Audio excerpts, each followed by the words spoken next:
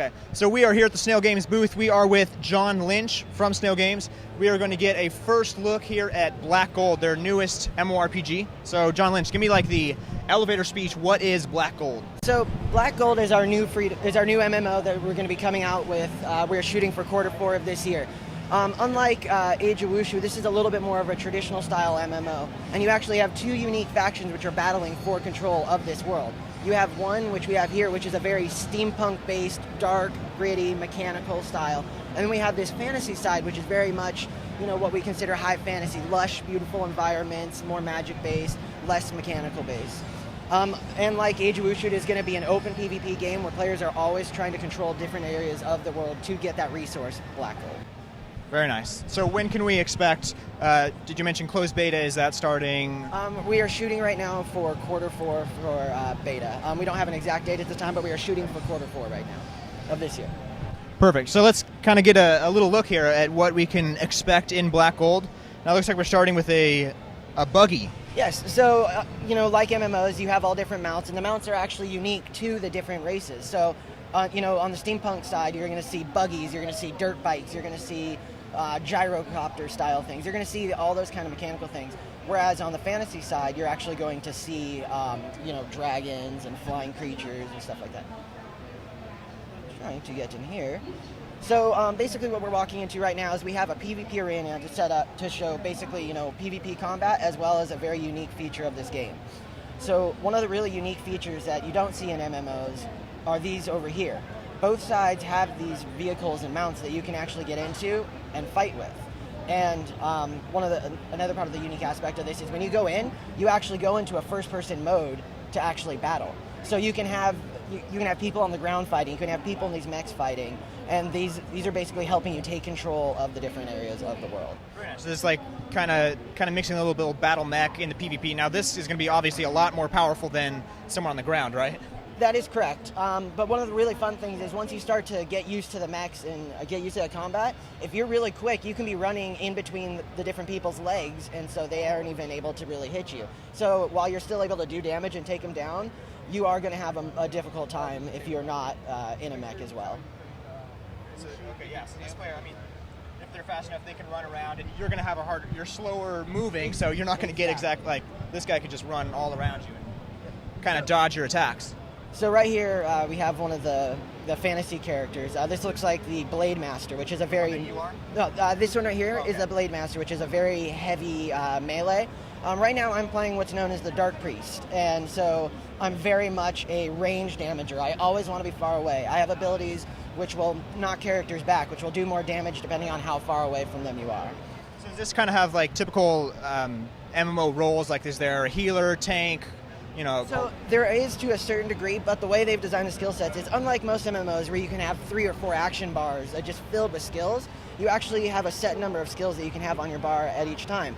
And while when you pick your advanced classes, you do have a more specialized role, you can actually do a lot with characters. So healers can actually do a strong amount of damage. In my case right here, I can switch my abilities around and turn into more of a debuff class. And when you actually come in to look at your advanced classes, to help give people an overview of that class before they've even fully decided what they want. When you hit level 10, you actually pick an advanced class, and you can actually just get an easy radial overview of the main style of that character. It tells you what kind of weapons they're doing and what their main style is. But because of the skill system, you can mix and match so many of these abilities. You can actually become really unique classes. Okay. Even within one.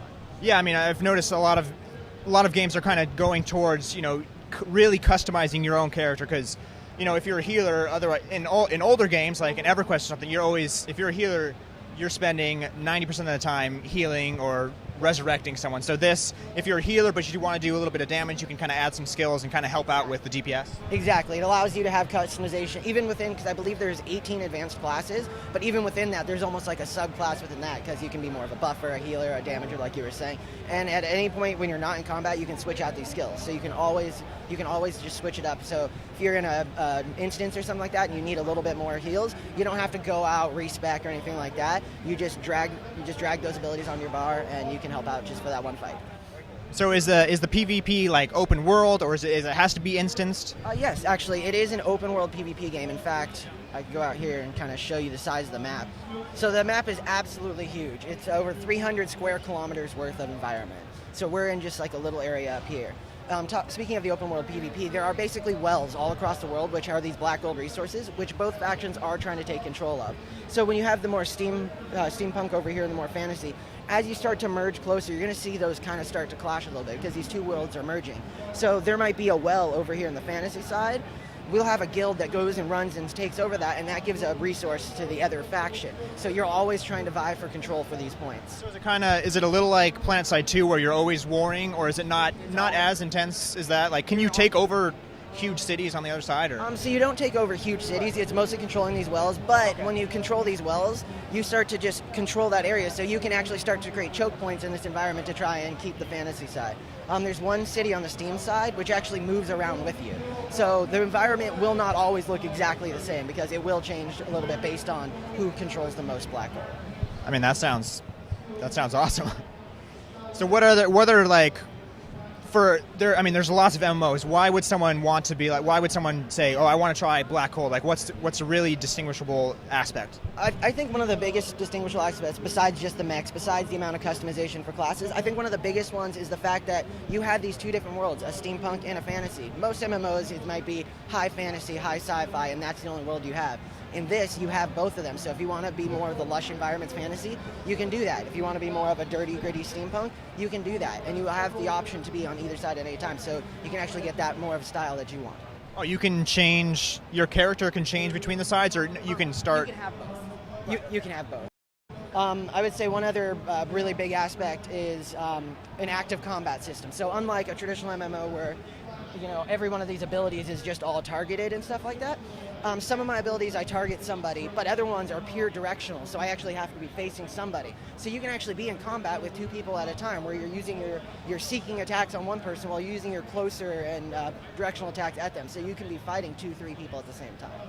Very cool. Yeah, I like when the combat is really in your face. So yeah, this is very much an in your face because of it is an active system. Dodges and rolls and all this stuff are extremely important. So you see somebody that's charging up this big move, you have a chance to even get away.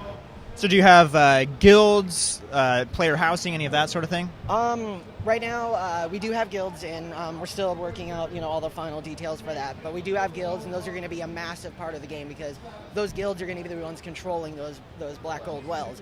And so if you have one that's suddenly under attack, you're like, I don't want to lose this whole zone. These guilds are actually going to have to work together to control this environment. So it's going to be a very social aspect of the game. Very cool. And what about crafting? Crafting, we haven't shown the crafting system yet, but much like Age of Wushu, it's going to have a very in-depth crafting system that will help drive a player-driven economy. Perfect. Well, this sounds great. Thanks, John. We were looking at Snail Games Black Gold. First look. Thank you, John. Appreciate it.